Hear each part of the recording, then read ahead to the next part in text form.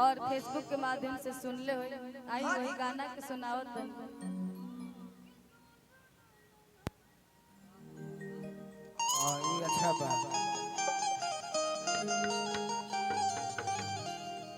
औरत बड़ी सुंदर भाव में बताओ तरीका ये मुस्कान कि जाला परदेसवा पिया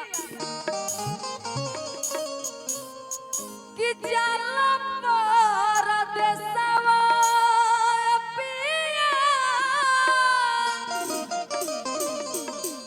आदले लोए को रसदिए पिया हमारो।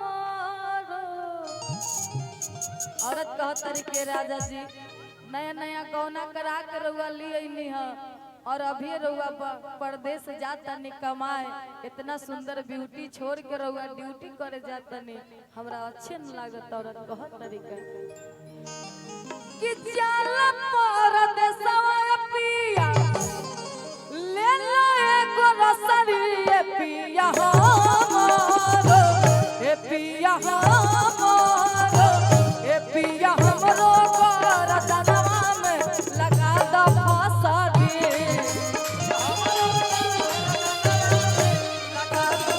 ए पिया हमरो गरदनवा में लगा दो फसरी।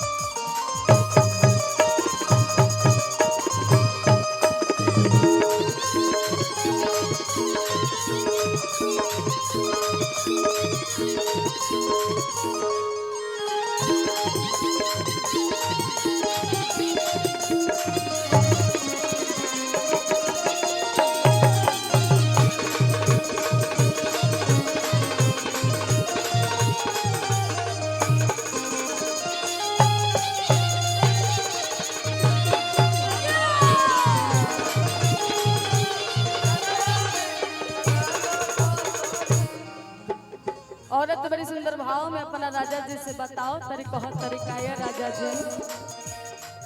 हाँ डोली से उतरला हमरा 4 दिन न बीता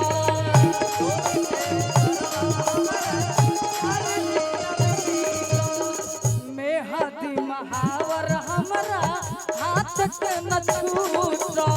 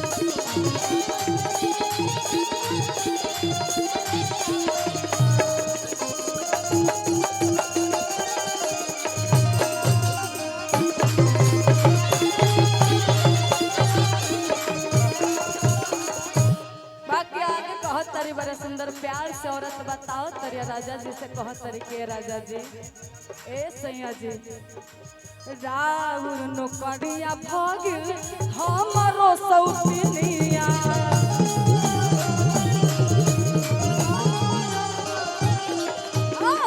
तू रहत घर रजौ हम बनती कोनिया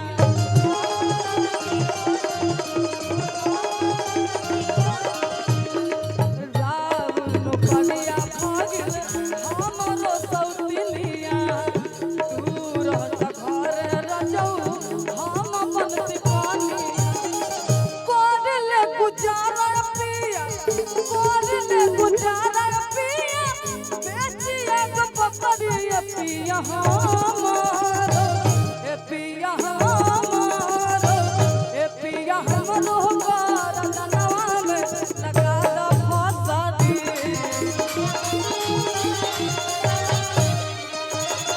ए पिया हमरो गरदनवा में लगा द फसदी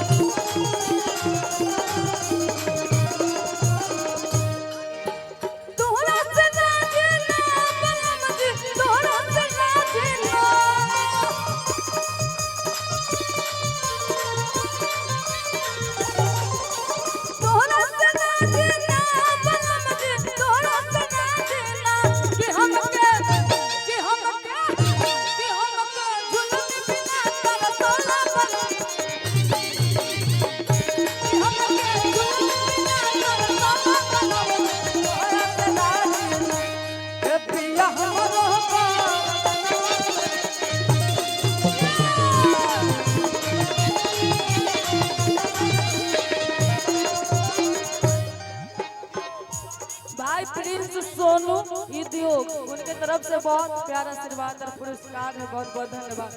बाकी औरत आगे बताओ तरीका ए राजा जी ए सैया जी देखनी सनिचर के हम दिलवा के दर्द